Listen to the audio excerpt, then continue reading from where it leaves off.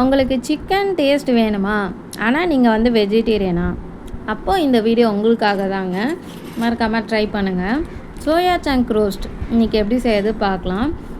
எல்லாரும் welcome to my channel sweet salt spice. இதுக்கு தேவையான பொருள் பார்க்கலாம்.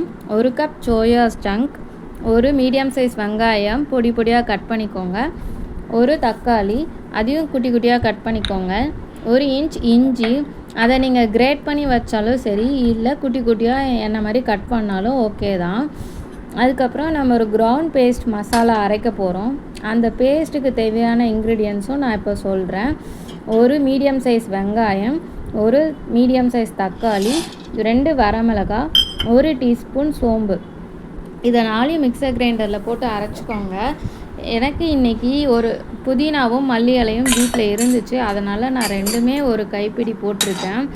உங்கள் வீட்லேயும் அது அன்றைக்கி நீங்கள் செய்யும் போது இருந்துச்சுன்னா அதையும் ஆட் பண்ணி நல்லா மசாலா நைஸாக பேஸ்ட் அரைச்சிக்கோங்க. அது கூட நம்ம வந்து எக்ஸ்ட்ரா மசாலா என்ன போட போகிறோன்னா, 1 teaspoon chilli powder, 1 teaspoon garam masala. நம்ம கடையில் வாங்குகிற சில்லி பவுடர் மசாலாலாம் போட்டால் டேஸ்ட் நல்லாயிருக்குங்க, ஆனால் உடம்புக்கு ஹெல்த்தியான்னு பார்த்தா இல்லை. அதனால தான் நான் இந்த மாதிரி பேஸ்ட்டாக அரைச்சி ஆட் பண்ணியிருக்கேன். நீங்களும் இந்த மாதிரி ட்ரை பண்ணி பார்த்து எப்படி இருக்குதுன்னு சொல்லுங்கள். ஒரு பாத்திரத்தில் 1 கிளாஸ் தண்ணி ஊற்றி நம்ம 1 கப் சோயா சங்க் வச்சுருந்தோம் இல்லையா, அதை வந்து நல்லா 2 மினிட்ஸ் பாயில் பண்ணி எடுத்துக்கோங்க. அது பாயில் ஆகிற அதே சமயத்தில் நீங்கள் ஒரு பேன் எடுத்து வச்சுட்டு 4 ஸ்பூன் குக்கிங் ஆயில் என்ன வச்சுருக்கீங்களோ அதை ஆட் பண்ணிக்கோங்க. அதை ஆட் பண்ணிட்டு ஃபஸ்ட்டு இஞ்சி போட்டுக்கோங்க. இஞ்சி நல்லா பொரிஞ்சு வந்ததுக்கப்புறம் வெங்காயம் ஆட் பண்ணுங்கள். அது கொஞ்சம் நல்லா ரோஸ் கலரில் வதங்கினதுக்கப்புறமா தக்காளி ஆட் பண்ணி நல்லா வதக்கிக்கோங்க. அதே சேம் டைமில் வந்து நீங்கள் 2 மினிட்ஸ் ஆயிடுச்சுன்னா பாயில் ஆகிருக்கும். அதை வடிகட்டி அந்த சோயா சங்கை தனியாக எடுத்து நல்லா பிழிஞ்சுக்கோங்க.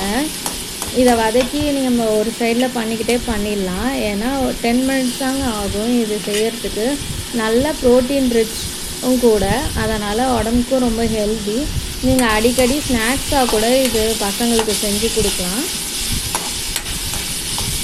நல்லா அதை ஸ்க்வீஸ் பண்ணி பிழிஞ்சு எடுத்ததுக்கப்புறமா அந்த சோயா சங்க்கு இந்த தக்காளி வதங்கினதுக்கப்புறமா அதில் போட்டுக்கோங்க.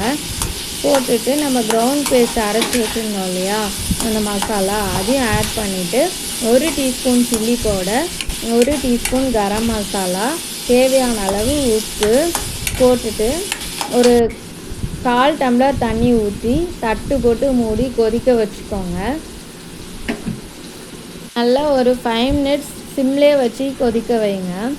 அந்த பேஸ்ட்டு மசாலா அப்புறம் சோயா சங்க் கூட எல்லாமே ஒன்றா சேரும்போது தாங்க டேஸ்ட்டு நல்லாயிருக்கும்.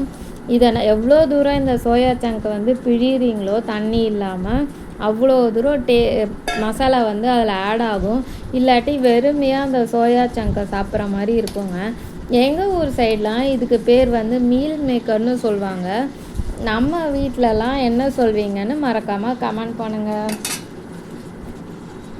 நல்லா 5 மினிட்ஸ் அது கொதிச்சதுக்கப்புறமா தட்டை எடுத்துட்டு லிட்டு போட்டிருப்பீங்களா, அதை எடுத்துட்டு ஒரு தடவை நல்லா வதக்கி விடுங்க. வதக்கி விட்டுட்டு நீங்கள் வந்து பார்த்திங்கன்னா தண்ணீர் நிறைய இருந்துச்சு, உங்களுக்கு கிரேவி கன்சிஸ்டன்சியாக வேணும்னா தண்ணியோடு இருக்கட்டும். நீங்கள் சப்பாத்தி ரோட்டிக்கெலாம் சாப்பிட போகிறீங்கன்னா அப்படியே வச்சு சாப்பிட்லாம். அப்படி இல்லை நீங்கள் வந்து இந்த மாதிரி வெரைட்டி ரைஸ்க்கு சாப்பிட போகிறீங்க அப்படின்னா இதை ரோஸ்ட் ஆக்கி நீங்கள் நல்லா ட்ரை ஆனதுக்கப்புறமா ரோஸ்ட் ஆனதுக்கப்புறமா நீங்கள் எடுத்து சர்வ் பண்ணலாங்க.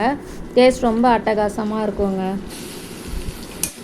உங்களுக்கு இன்னொன்று தெரியுமா, இதை செஞ்சு நான் வந்து வெஜிடபிள் ரைஸ்க்கு இந்த சோயா சங்க் ரோஸ்ட்டை வச்சதுக்கப்புறமா என் ஹஸ்பண்ட் என்ன பண்ணாங்கன்னா மேக்ஸிமம் அவங்களே சாப்பிட்டுட்டாங்க. பாப்பாவுக்கு கூட மீதி வைக்க மாட்டாங்க போல் இருக்குங்க. அதனால் நான் என்ன பண்ணேன்னா கொஞ்சம் தனியாக பாப்பாவுக்கு எடுத்து வச்சுட்டேன். ஏன்னா அவங்க ஸ்கூல் போயிட்டாங்க. நான் அதுக்கப்புறமா செஞ்சேன். அவங்கள்ட்ட கேட்டதுக்கு மீல் மேக்கர் எனக்கு பிடிக்கலாமா, நான் வீட்டுக்கு வந்து டேஸ்ட் வேணால் பார்க்குறேன் அப்படின்னு சொல்லிட்டு போயிட்டாங்கங்க. அதனால் அவ்வளோ டேஸ்ட்டாக இருக்கும். நான் கம்மியாக போட்டு செஞ்சுட்டேங்க. நெக்ஸ்ட் டைம் செய்யும் போது நான் 2 கப் ஆட் பண்ணி செய்வேன் சோயா சங்க்ஸு. நீங்களும் அதே மாதிரி கொஞ்சம் எக்ஸ்ட்ரா போட்டு செய்யுங்க, இல்லாட்டி இது பத்தாதுங்க எல்லாருக்கும். இந்த குவான்டிட்டி நான் சொன்ன குவான்டிட்டி தான் நீங்கள் பண்ணிங்கன்னா இது 2 பேர் தாங்க சாப்பிட்லாம். உங்கள் வீட்டில் 4 பேர் இருக்காங்கன்னா இது அப்படியே டபுள் த அமௌண்ட்டாக போட்டு பண்ணுங்கள். அப்போ வந்து உங்களுக்கு 4 பேருக்கும் இது கரெக்டாக மேட்ச் ஆகும். மறக்காமல் ட்ரை பண்ணிவிட்டு எப்படி இருந்துச்சுன்னு சொல்லுங்கள். நம்ம சேனலில் ஆல்ரெடி 50 சப்ஸ்கிரைபர்ஸ் இருக்கிறதுனால அடுத்தது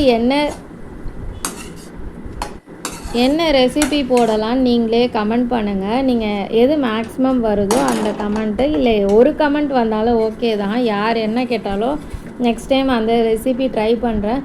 கண்டிப்பாக வெஜ்ஜு மட்டும் சொல்லுங்கங்க, நான்வெஜ் சொல்லாதீங்க. எங்கள் வீட்டில் எல்லாருமே வெஜிடேரியன் தாங்க. ஓகேங்களா? Thanks for subscribing, thank you for commenting, thank you. Notification on பண்ணிக்கோங்க. மறக்காமல் புதுசாக பார்க்குறீங்கன்னா சப்ஸ்கிரைப் பண்ணுங்கள். எனக்கு என்ன சொல்கிறது தெரில. எல்லாருக்குமே ரொம்ப தேங்க்ஸுங்க. நீங்கள் என்றைக்கு ப்ரோட்டீன் கம்மியாக எடுத்துகிட்டோம் இன்றைக்கி சாப்பிட்லன்னு நீங்கள் நினைக்கிறீங்களோ அன்றைக்கி இந்த சோயா சங்க் ட்ரை பண்ணுங்கள். இல்லை ஊர்லேருந்து வந்திருக்கீங்க, வெஜிடபிள்ஸ் எதுவும் இல்லைன்னா அந்த மாதிரி டைமில் கூட இதை நீங்கள் ட்ரை பண்ணலாம். ஏன்னா நம்ம ஊர்லேருந்து வந்த அன்றைக்கி எதனா ஒரு லெமன் ரைஸ், சிம்பிளாக ஏதாவது புளி சாதம் இல்லை தயிர் சாதம் அந்த மாதிரி பண்ணுவோம். வெரைட்டி ரைஸ் எதாவது பண்ணுவோம், இல்லை 1 pot ரைஸ் எதாவது பண்ணுவோம். அன்றைக்கி பசங்க வந்து சைட் டிஷ் எதுவுமே காய் இல்லை, வெஜிடபிள்ஸ் இல்லை, அதனால் சாப்பிடாமல் போகிறாங்கன்னா அன்றைக்கெலாம் நீங்கள் இதை செஞ்சு கொடுங்க. அவங்க டிஃபன் பாக்ஸ் கண்டிப்பாக காலி ஆகிட்டு தாங்க வரும். என் பொண்ணுக்கும் ஸ்கூலுக்கு கொடுக்கலான்னு நினச்சேன், மேடம் கொண்டு போக மாட்டேன்னு சொல்லிட்டாங்கங்க. பார்த்தீங்களா? நல்லா வெந்ததுக்கப்புறமா இந்த கன்சிஸ்டன்சி வரும்போது நீங்கள் ஆஃப் பண்ணிங்கன்னா உங்களுக்கு வெரைட்டி ரைஸ்க்கு இது சர்வ் பண்ணால் ரொம்ப டேஸ்ட்டாக இருக்கும். இல்லை தனியாகவும் ஸ்நாக்ஸ் மாதிரி சாப்பிட்லாம்.